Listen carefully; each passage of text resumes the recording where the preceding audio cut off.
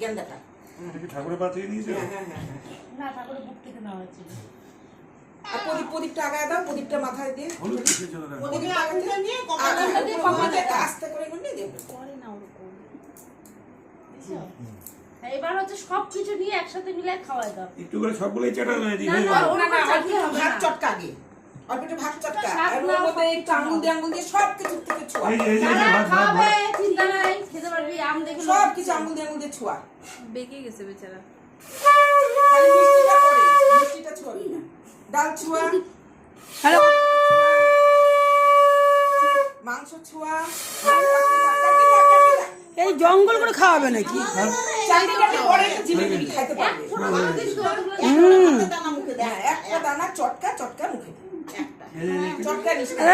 তালি cow cow cow cow. বাবাই মনে ঝাল দিছিস।